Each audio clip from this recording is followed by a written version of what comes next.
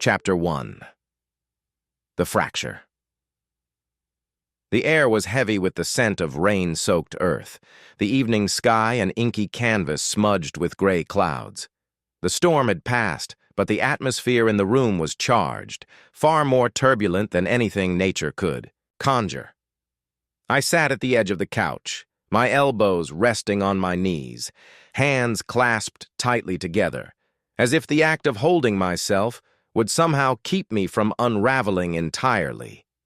Her voice, distant and tinged with the defensiveness of a cornered animal, floated through the room. "You're overreacting," she said, her eyes flickering to the window, avoiding mine. Overreacting. The word ricocheted inside my skull, a bitter echo. My pulse thundered in my ears as I struggled to suppress the tidal wave of emotions threatening to drown me. Am I? I wanted to scream. Instead, I swallowed the lump in my throat, letting the silence grow heavier between us. "It's not what you think," she added, her voice softening now, dripping with feigned innocence. My eyes locked on her finally, dissecting every movement, every twitch of her lips. There was something performative in her tone, an underlying current of desperation poorly concealed beneath her words. I had studied her for years. Her expressions, her habits, her lies. This wasn't the first time, but it was the last straw. Chapter 2. The Cracks Revealed. The evidence had been damning, a string of messages discovered in a rare moment of instinctual suspicion. Each text was a tiny fissure in the glass of our life together, and by the time I'd scrolled to the last one, the cracks had spiderwebbed irreparably. Her words, intimate, playful, laced with a familiarity she hadn't shown me in months, were addressed to someone else. A stranger. Or rather, a shadow I had been too blind to notice lurking in the corners of our life. That night, I lay in bed beside her, my heart a roaring storm of betrayal and hurt. Her breathing was steady, serene even, as though the lies she carried hadn't weighed on her at all. I stared at the ceiling, my fists clenched beneath the covers. I felt like a ghost in my own home, invisible, my presence dismissed as inconsequential. But ghosts, I realized, had power too. Chapter 3. The plan takes shape. Next morning, I stared at myself in the mirror, the harsh bathroom light casting sharp shadows on my face. My reflection felt alien. Tired eyes rimmed red, jaw clenched, and a storm brewing behind my gaze. I leaned forward, gripping the edge of the sink, letting the cool porcelain anchor me as I whispered aloud to the empty room. No more. Revenge wasn't a fleeting thought. It was a seed that had been planted deep within me, growing roots stronger than any emotion I had ever felt. This wasn't about pettiness or vindictiveness. It was about justice. It was about reclaiming the dignity and control her betrayal had stripped from me. I knew her patterns, her weaknesses, and the lies she told herself to justify her actions. I also knew I couldn't confront her directly.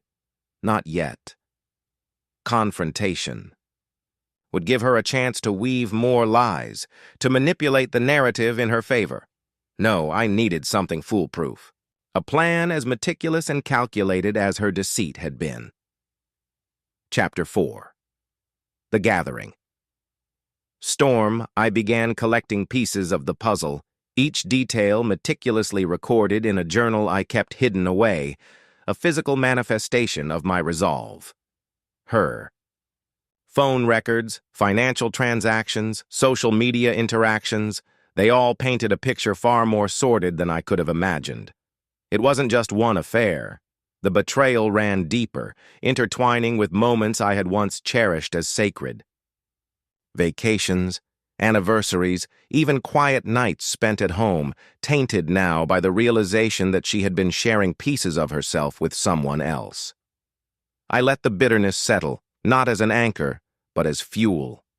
Each discovery solidified my resolve. each revelation sharpening my focus. The world outside moved on as if nothing had changed, but within me a storm raged, growing darker and more potent with every passing day. Chapter 5. Threads of deception revenge required patience, a cold, deliberate approach that would strike her where it hurt most. I couldn't afford recklessness. Every move had to be precise. I began constructing a plan, layer by layer, as if weaving an intricate tapestry of justice. First, I mapped out her routines. I'd always known she was predictable in her chaos, repeating the same patterns that made her lies blend seamlessly into our shared life. She went to her yoga classes twice a week, or so she said, and her girls' night outings were conveniently regular. The timing of her escapades was a crack in her armor. I made it my business to fill in those blanks. The key player hiring a private investigator had been an idea I resisted at first. Too impersonal, too cliché. But the truth was, I needed an impartial observer. Someone skilled in finding what I couldn't see. I met Mark, the PI, in a dimly lit cafe on the outskirts of town. He was a wiry man with a lined face, sharp eyes that missed nothing, and an air of quiet competence. "You're not the first," he said, sipping his coffee as I handed him a photograph of my wife. His tone was matter-of-fact, devoid of judgment. "But I can guarantee you if there's something to find, I'll find it." For weeks, Mark became my unseen ally, trailing her movements, documenting her indiscretions. His updates came regularly, grainy photographs, timestamps, and a steady stream of damning evidence that piled higher than I had expected. The foundation of the planet wasn't enough to simply catch her in the act. I wanted her to feel the weight of her betrayal, to confront the truth of who she had become. But more than that, I wanted to dismantle the life she'd so carelessly built on lies. I began securing my assets. The house, the accounts, even the furniture. I ensured everything was either in my name or protected legally. Quietly, I shifted funds, locking away what was mine and leaving her with nothing more than the facade she had created. Next came the social strategy. I made subtle inquiries among our mutual friends, planting seeds of doubt with carefully chosen words. "She's been so distracted lately," I'd say with a rueful smile, or, "I'm starting to feel like I don't know her anymore." I knew these comments would spread, creating a subtle undercurrent of suspicion that would fracture the image she projected to the world. The turning point. The most pivotal part of the plan was timing. I needed to strike when she least expected it, when her confidence was at its peak, and she felt untouchable. Mark delivered the perfect opportunity on a silver platter. "She's meeting him at the cabin this weekend," he informed me, sliding a photograph across the table. It was a quaint, rustic retreat, one we had visited together in the early days of our marriage. The audacity of her choice stung, but it also solidified my resolve. "That's where it ends," I said, my voice cold and steady. "The trap is set." I spent the next 2 days preparing. I gathered every piece of evidence, every photograph, every message. I created a timeline so detailed it resembled a legal case, complete with cross-referenced dates and corroborating details. The pièce de résistance, however, was a video compilation, images, and footage of her and her lover captured by Mark, set to the backdrop of our wedding vows. It was cruel, perhaps, but fitting. She had broken those promises in every conceivable way, and I wanted her to see the weight of what she'd destroyed. When the weekend arrived, I didn't follow her to the cabin. That part of the plan was already in motion. Instead, I prepared for the confrontation that would follow. Chapter 6. The dominoes begin to fall armed with undeniable proof. I moved with the precision of a chess master setting up a checkmate. Every piece of evidence I had gathered became a tool, a weapon sharpened by her betrayal. My revenge would be multifaceted, striking at her image, her security, and the web of lies she had spun. Step 1. The inner circle. The first target was her carefully curated social network, friends who sang her praises and colleagues who admired her professionalism. I started with subtle drops of information, sending anonymous emails containing screenshots of her messages with him. To her best friend, I wrote, "Do you really know her as well as you think? Maybe this will shed some light on her truth." To a trusted colleague, how does someone balance being a dedicated professional with sneaking away for trysts? Curious, isn't it? Each message was timed perfectly to coincide with moments when they'd be most impactful, during office hours, before brunches, and on the days when she met these friends for her so-called yoga classes. Step 2. The professional facade, her job, was a cornerstone of her identity, a polished veneer of competence and control. But infidelity has a way of unraveling even the most impenetrable masks. With Mark's help, I compiled a dossier of her escapades, including photographs and timestamps that contradicted her supposed work commitments. I sent this to her boss with an unsigned note. While her private life is her own, you might want to review the attached evidence to see how it intersects with her professional responsibilities. She's been using company resources to facilitate her indiscretions. Consider this a courtesy. It was a masterstroke. The evidence didn't just expose her affair, it called into question her integrity and reliability. Step 3. The financial. Blow by now, I had locked down every financial asset we shared. The joint accounts? Emptied, with my share transferred into a private account she couldn't access. The house? Retitled solely in my name, thanks to a quiet legal maneuver I initiated weeks earlier. The final step was delivering the crushing blow, a formal notification of separation. I left the divorce papers neatly arranged on the kitchen counter, accompanied by a letter outlining everything she'd done and everything she was about to lose. Step 4. The public reckoning. I knew she prided herself on her reputation, and that was where I delivered the coup de grace.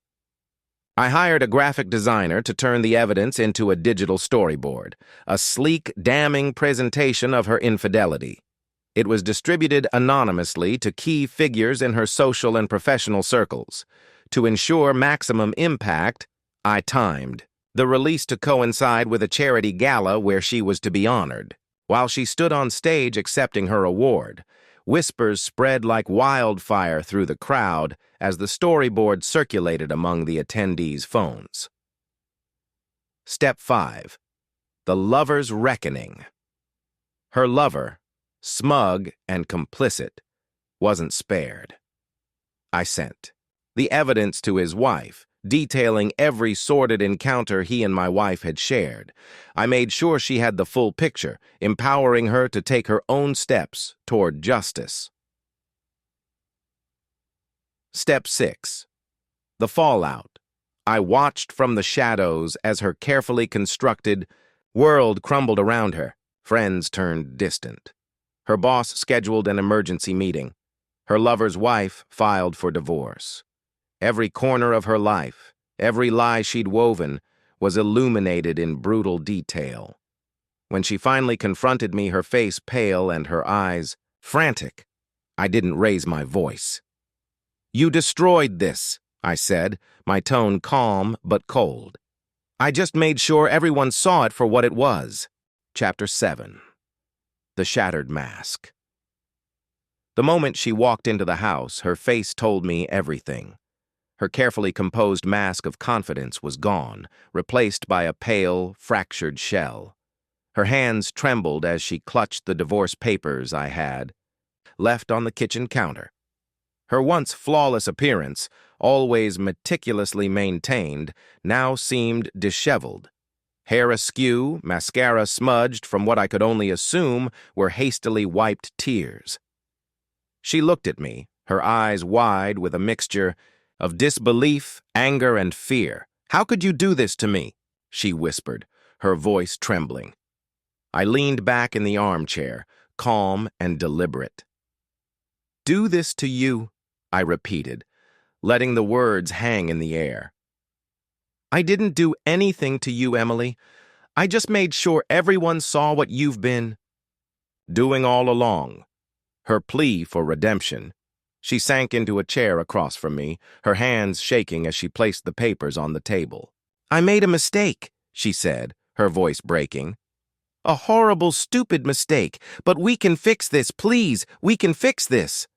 I tilted my head, studying her. "Fix what, exactly? The betrayal? The lies?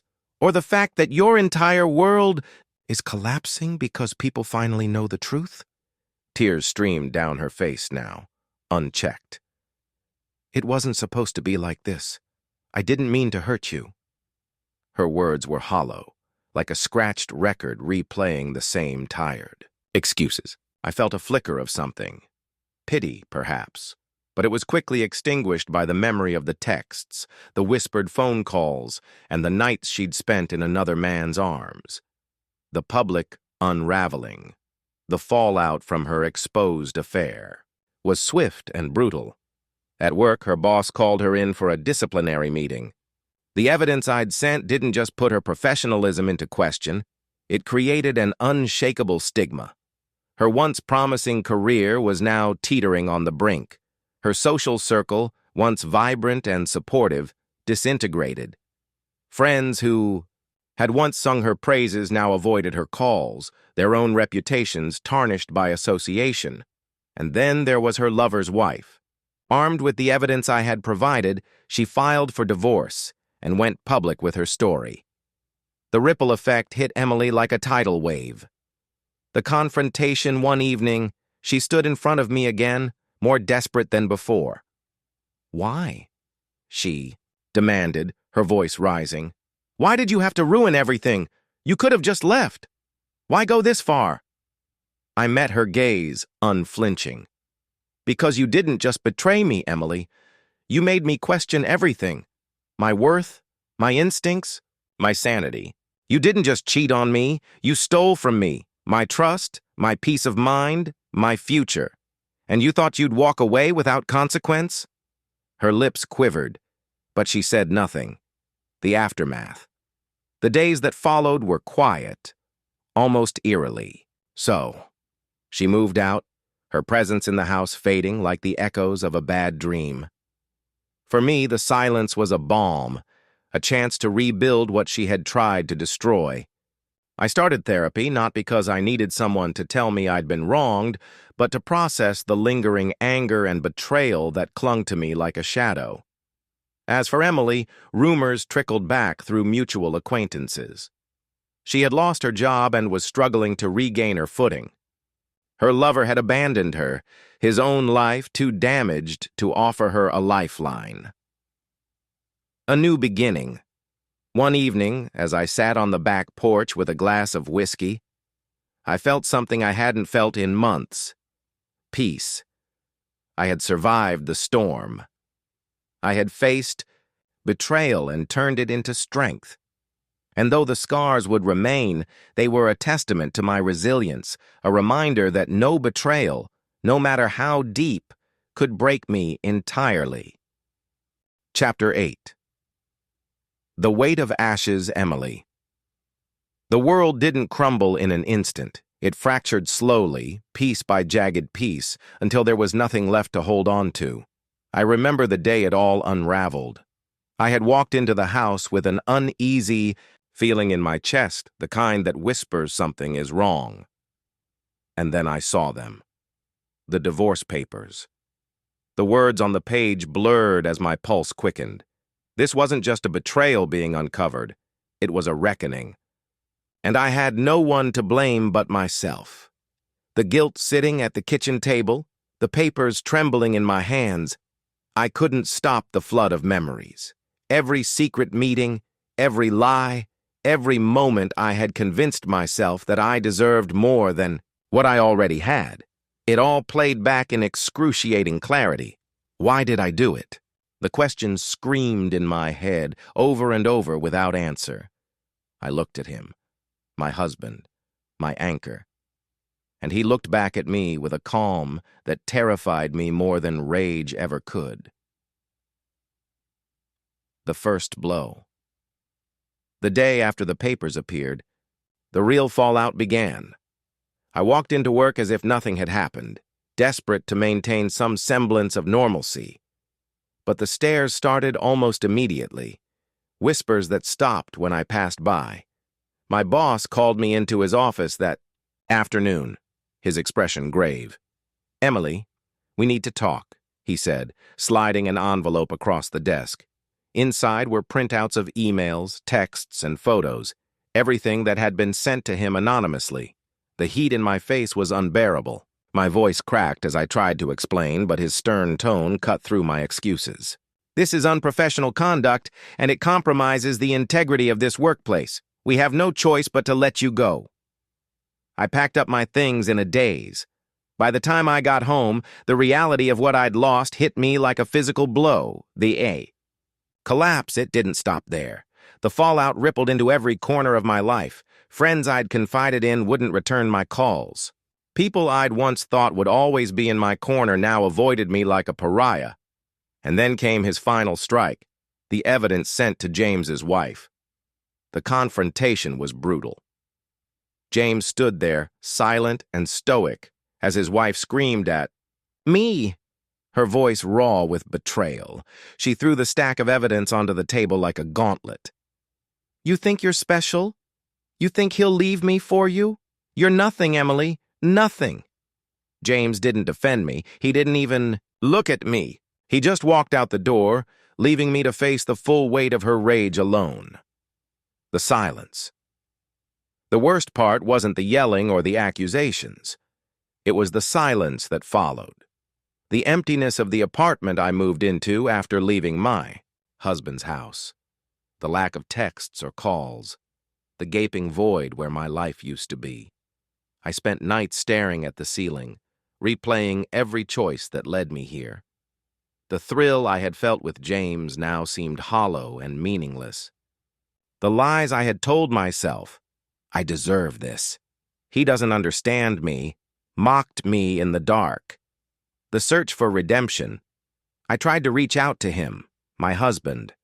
I wrote letters I never sent, filled with apologies and confessions. I rehearsed what I would say if he ever answered my calls. But deep down, I knew he never would. One day, I stood outside his house, my hand poised to knock on the door. But through the window, I saw him, sitting on the porch, a glass of whiskey in hand, looking peaceful, content. I couldn't disrupt that. I couldn't bring my chaos into the calm he had found. A long road ahead. It's been months now. I'm working a temp job, saving what little I can. Therapy is helping, though it's slow. Some days I feel like I'm moving forward. Other days I'm drowning in regret. I don't know if he'll ever forgive me, or if I even deserve forgiveness. But I do know this. I can't undo what I've done. All I can do is try to become someone better. Maybe one day I'll find peace too. Chapter 9. Shadows and Fractured Light, Emily Life. After the storm wasn't the blank slate I had naively hoped for. It was more like trying to rebuild a house with splintered wood and broken nails. A slow, frustrating process, each day a struggle. To make something of the ruins, the daily grind. The temp job was monotonous but stable. Filing paperwork, answering phones, running errands for people who barely noticed I existed. It was a stark contrast to the ambitious career I once had. I kept my head down. I didn't join the office conversations or the after-work drinks. I couldn't bear the thought of letting anyone in, only to have them discover the mess I'd made of my life. It wasn't just shame that held me back. It was fear. Fear of being judged, of facing more consequences, of being seen as that woman, the one who destroyed her own life and nearly took others down with her. Therapy. The slow unraveling. My therapist, Dr. Morgan, was patient, but unrelenting. "Why do you think you let it happen?" she asked one session, her voice steady and non-judgmental. I don't know, I muttered, staring at the ceiling. But that wasn't true. I did know, deep down. It was just too hard to say it aloud. Dr. Morgan didn't push me that day, but her silence pressed against me, urging me to fill the void. After a long pause, I whispered, I think I was lonely. Not just lonely, but invisible, like I didn't matter. And James, he made me feel seen. It was the first time I'd admitted it out loud, the deep void I had tried to fill with fleeting validation, loneliness as a companion. The evenings were the hardest. The apartment I rented was small and quiet, its bare walls a constant reminder of everything I had left behind. I would sit by the window with a cup of tea, watching the world move on without me. Couples walked hand in hand, friends laughed over, drinks and families played in the park across the street. The ache in my chest was sharp and unrelenting. I missed my husband, not just the person, but the life we had built together.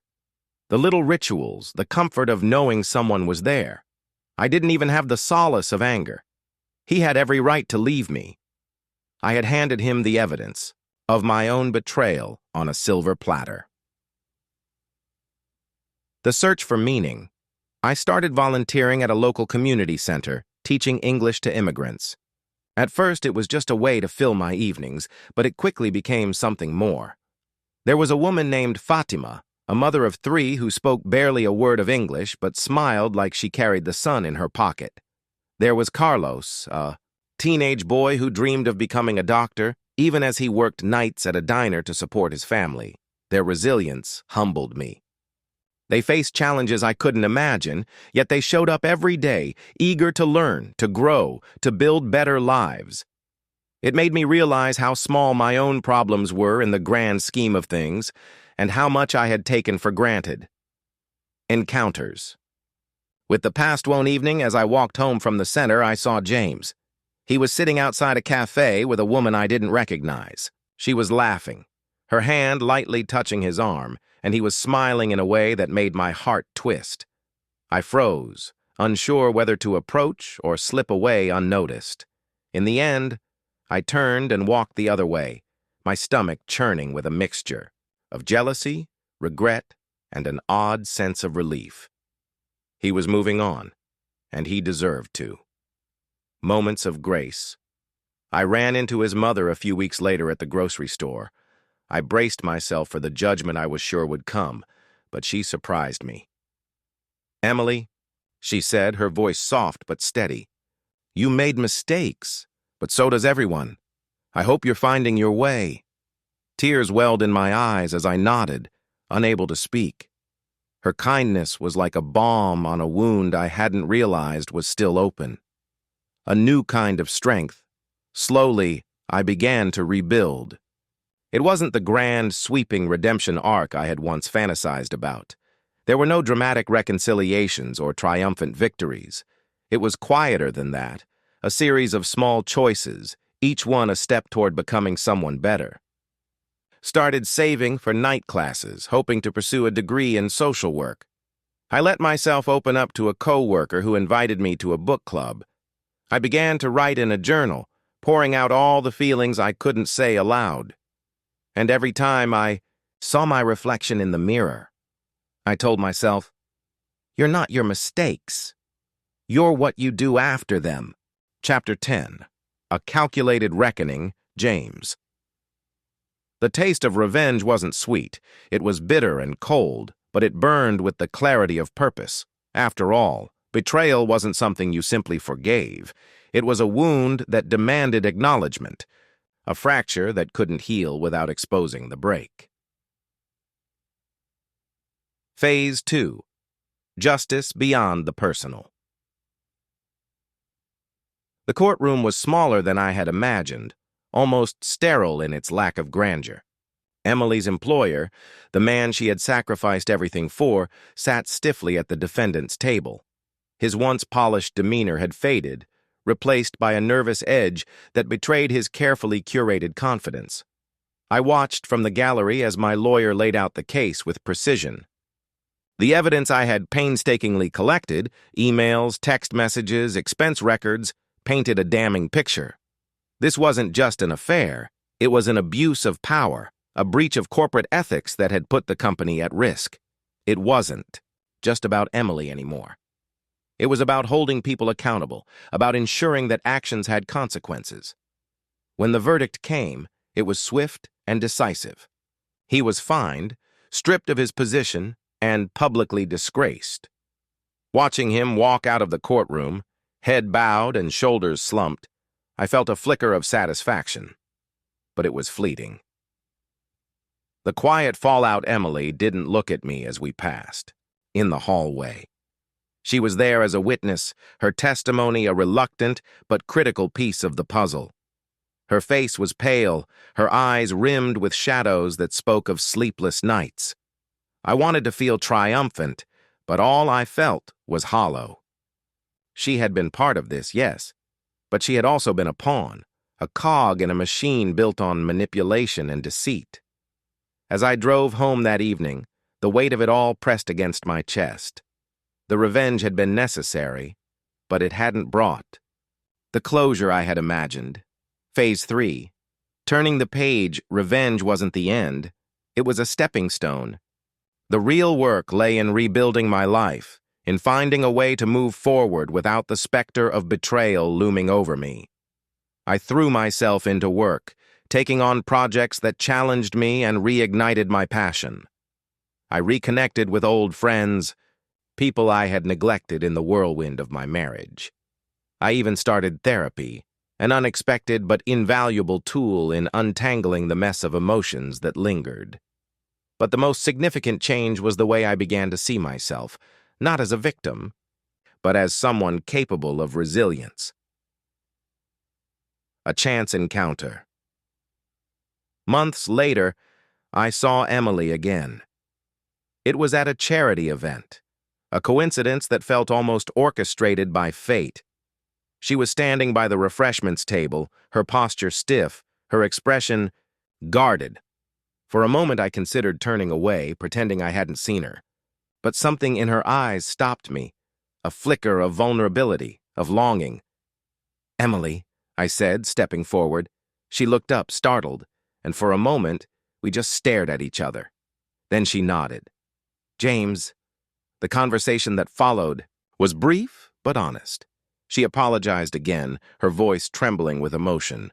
I didn't tell her it was okay, because it wasn't. But I did tell her I was learning to let go, to leave the anger behind. The final act of revenge letting go was the ultimate revenge, not against Emily, but against the bitterness that had threatened to consume me. By choosing to move on, to build a life that was richer and fuller than before, I was reclaiming my power. The past would always be a part of me, but it didn't have to define me.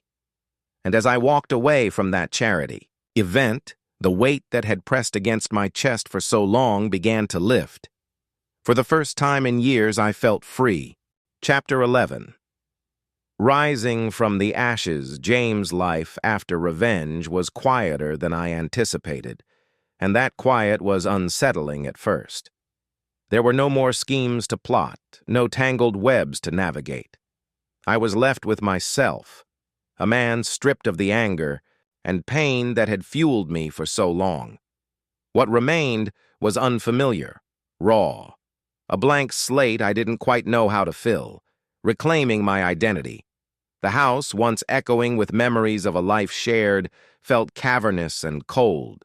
I'd thought about selling it, moving to a place where every corner didn't remind me of her laughter or her lies. But something kept me anchored. This was my home, my sanctuary before it became the setting for betrayal. I wasn't going to let the past drive me away. Instead, I reimagined the space. I painted the walls, swapped out furniture, and filled the rooms with pieces that reflected me. A deep green accent wall in the living room, modern art on the walls, a sleek record player spinning the music I had forgotten I loved. Each small change felt like a reclamation, a way to remind myself of who I had been before the betrayal and who I was becoming after it. Exploring new horizons work became my anchor in the storm. I threw myself into my career not as a means of distraction but as a pathway to rediscovery. I took risks I never would have considered before, pitching bold ideas, spearheading ambitious projects. Surprisingly, my boss noticed. "You've been different lately," she remarked one afternoon. "More focused, sharper." I smiled. "Sometimes you have to lose something to remember what you're capable of." Her raised eyebrows suggested she wanted to know more, but she didn't. Push. And I appreciated that. Outside of work, I started saying yes to things I'd always dismissed. A hiking group on weekends, cooking classes on Thursday nights, even an impromptu road trip with an old college friend who reminded me how to laugh, without restraint. The unexpected twist it was during one of those Thursday cooking classes that I met Claire. She wasn't the kind of woman who turned heads when she walked into a room, not in the way Emily had. But there was a quiet strength to her, a warmth that drew people in. She had honey-colored hair that she wore in a loose braid, freckles that danced across her cheeks and eyes that seemed to hold 1,000 stories. We were paired together for a soufflé recipe, and when it inevitably collapsed in the oven, we laughed until our sides hurt. "You ever think some things are just meant to fail?" she teased, nudging me with her elbow. "Only so you can try again," I replied, surprising myself with the sincerity of my tone. Opening my heart. Again. Claire and I didn't rush into anything. We spent months as friends, sharing stories over coffee and wandering art galleries without an agenda. She had her own scars, her own past riddled with loss and heartbreak, and we bonded over the quiet resilience it had forced us to cultivate. When we finally crossed the threshold from friendship to something deeper, it wasn't with fireworks or grand gestures. It was a simple moment. Her hand brushing mine during a chilly autumn walk, her eyes searching mine as if asking for permission. This time, I didn't hesitate. Reflection and forgiveness. As my relationship with Claire deepened, I found myself thinking less and less about Emily. Not because I had forgotten, but because I had forgiven. Not just her, but myself. Forgiveness wasn't about condoning what had happened. It was about freeing myself from the chains of resentment. Emily's betrayal no longer defined me. It was a chapter in my story, but not the whole book. Looking ahead, life wasn't perfect. It never would be. But it was rich and full in ways I hadn't anticipated. I had learned to savor the small joys. The smell of fresh coffee in the morning, the sound of Claire's laugh, the satisfaction of a job well done. Revenge had been a necessary step, a way to reclaim my power and demand accountability. But it wasn't the end of the journey. The true victory was in finding peace, in building a life that was honest, meaningful, and entirely my own. And for the first time in years, I was excited about the future, the shadow of familiar lies. Emily time has a cruel way of amplifying your mistakes. In the months after James left, I thought I had hit rock bottom. The divorce, the shame, the whispers behind my back. It was all a heavy burden to bear. But life had an even harsher lesson in store. Rock bottom isn't a place. It's a feeling, one that can stretch endlessly if you let it. I thought I was healing. I got a new job, moved into a small apartment on the outskirts of town, and started therapy. I even told myself I was ready to be better, to live honestly, and repair the shattered pieces of my integrity.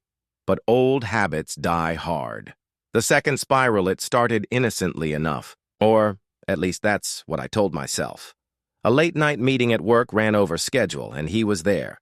Aaron, the new project manager. Tall, confident, with sharp blue eyes that seemed to see right through me. He laughed at my jokes in a way that felt sincere, like he wasn't just humoring me. I hadn't felt seen like that in a long time. It's been a while since anyone looked at me like that, I admitted to myself later, staring at the ceiling of my apartment. My fingers trembled as I texted him, first about work, then about life. Crossing the line, Aaron was nothing like James. He was impulsive, a little reckless, and thrillingly unpredictable. The way he leaned into me during conversations, his subtle touches that lingered a moment too long, it was intoxicating. At first, I convinced myself it was harmless. We were just friends, colleagues. But the line between professional and personal blurred quickly. A drink after work turned into dinner. Dinner turned into a stolen kiss in the parking lot. I didn't stop it. I didn't want to. Rationalizing the unforgivable. I told myself I deserved this. After everything I'd been through, wasn't I entitled to a little happiness? To feel desired again? The shame was there, gnawing at the edges of my mind, but silenced it with flimsy justifications. Aaron was married. I knew this, and yet I let the affair unfold like a secret I could control. I told myself it wasn't the same as what happened with James, that it was different because this time I wasn't the one being cheated on. But deep down, I knew better. The reckoning affairs are messy. They thrive in the dark, but they leave. Trails, texts, glances, whispered conversations that are far too easy to misinterpret. Or, in Aaron's wife's case, interpret correctly. When she showed up at my door one rainy evening, I felt the blood drain from my face. She didn't yell. She didn't slap me. Her calm was worse. "How do you live with yourself?" she asked, her voice breaking. I had no answer. Confronting myself after Aaron's wife left, I sat in silence for hours, staring at my reflection in the window. The rain blurred my face, but even through the distortion, I couldn't look myself in the eye. How had I ended up here again? Had I learned nothing from losing James? Therapy sessions became harder. My therapist, kind but firm, didn't let me deflect or evade. "You keep seeking validation in places that harm you," she said. "Why do you think that is?" I hated her for asking the question. I hated myself for not having an answer. The long road ahead. Aaron's affair ended as abruptly as it began, leaving me with nothing but guilt and the bitter taste of regret. I was alone again, and this time, it wasn't just James's ghost haunting me. It was Aaron's wife's tear-streaked face, the look of betrayal in her eyes. I realized I couldn't keep running from myself. The cycle would never end until I faced the truth. I was broken, and no amount of fleeting attention could fix me. Breaking the cycle, Emily. They say rock bottom is the foundation upon which you rebuild your life. But when the ground beneath you feels as unstable as quicksand, the idea of rebuilding seems impossible. Aaron's departure, the confrontation with his wife, and the cold clarity of my therapist's words left me with no one else to blame but myself. The walls I'd constructed to justify my actions had crumbled, and in their place was the stark reality. I had sabotaged my life, not once, but twice. The days that followed were marked by silence.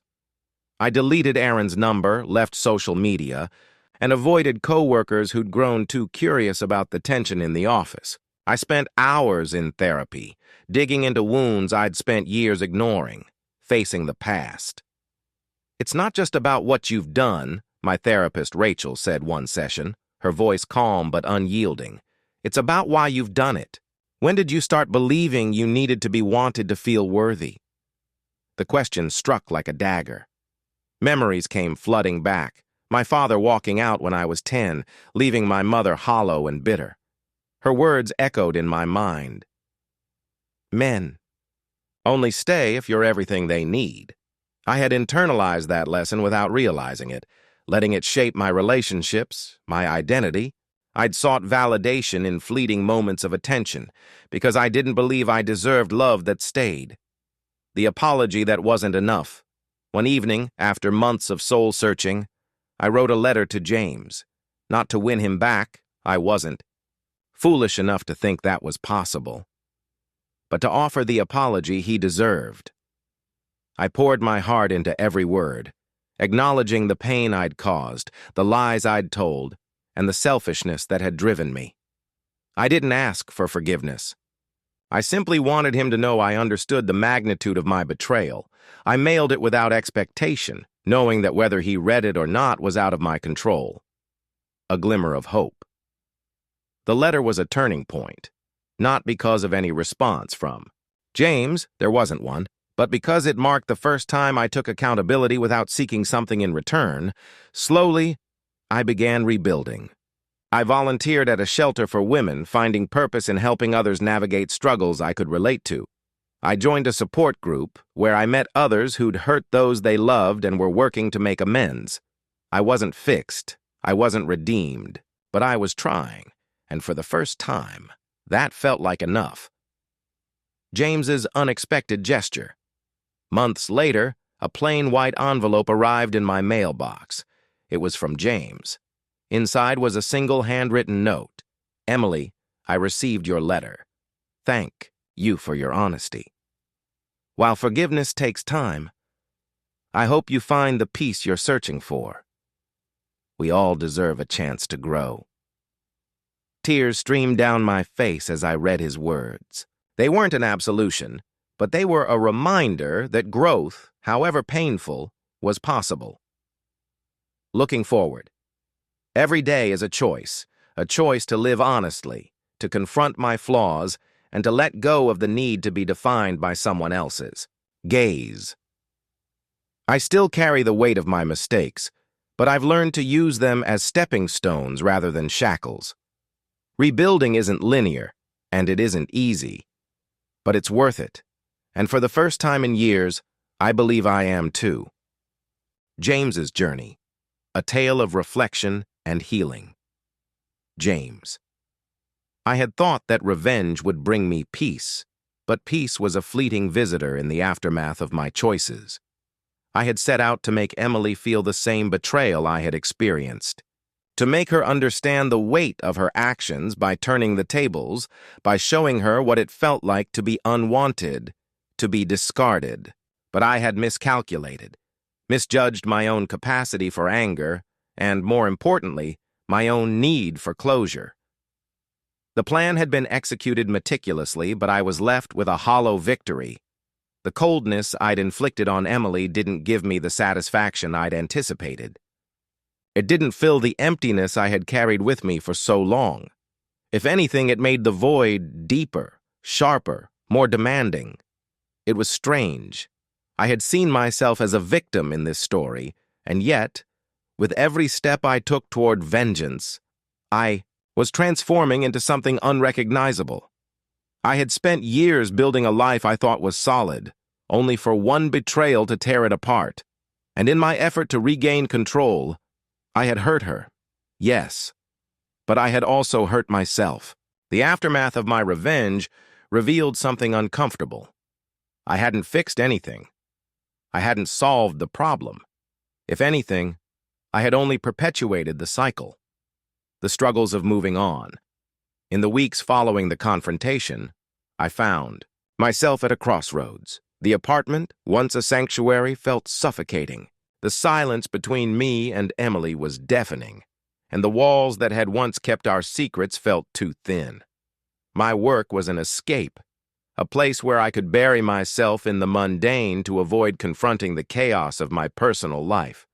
But even that was losing its allure. I had expected a sense of liberation after executing my plan, but what I found was a deep sorrow. Every interaction with her felt like a ghost haunting me. Emily was no longer the woman I had married. She was a shadow, a reminder of my own capacity for cruelty. Then came the letter. Her letter. The words, raw and unfiltered, poured out like a confession.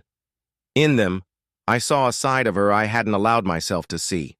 The remorse, the self-awareness, the vulnerability. It wasn't a letter asking for forgiveness. It was a letter acknowledging the wreckage of our relationship and the role she had played in it. The irony was hard to miss. After all the games, the manipulation, the careful plans, Emily had done what I couldn't bring myself to do. She had taken full accountability. I had spent so much time trying to punish her, but I had never stopped to ask myself why I was so determined to inflict pain. Why couldn't I just confront the hurt? Why had I allowed my anger to define my actions? I sat in silence as I read her words. I had expected bitterness, deflection, excuses, but there were none. Just a painful, honest recognition of what she had done. And I knew in that moment I couldn't hold on to my anger any longer. Not because it wasn't justified, but because it was consuming me. I realized that by holding on to it, I was only hurting myself. The response, that wasn't perfect, but necessary. I wrote back to her, not with grand gestures of forgiveness, but with the simple truth of where I stood. Emily, your letter was a start. Forgiveness is not something I can give easily. I don't know what the future holds for either of us, but I'm choosing to release my anger, for my own sake, if nothing else. I hope you find what you're searching for. The words felt too small, inadequate for what had transpired between us, but they were the best I could offer at the time. I wasn't ready to rebuild a relationship with her, not yet, but I could no longer hold her in a prison of my resentment. The long road to healing days turned into weeks, and I began to take stock of my life. The anger that had once burned brightly now simmered, its embers fading. In the quiet spaces of my thoughts, I saw Emily not as the woman who betrayed me, but as the woman who had once been my partner. Flawed, yes, but human, just like me. I wasn't ready to forgive her, and I wasn't ready to forgive myself either. But I had started down a path that felt, for the first time, like I was healing. I continued my therapy, much like Emily. The therapist was right about one thing. Healing was not a linear path. I had my days of doubt, days where I questioned if I had done the right thing. But little by little, I began to understand that forgiveness, whether of Emily or myself, wasn't a gift to her. It was a gift to me. It wasn't about erasing the past. It wasn't about forgetting the hurt.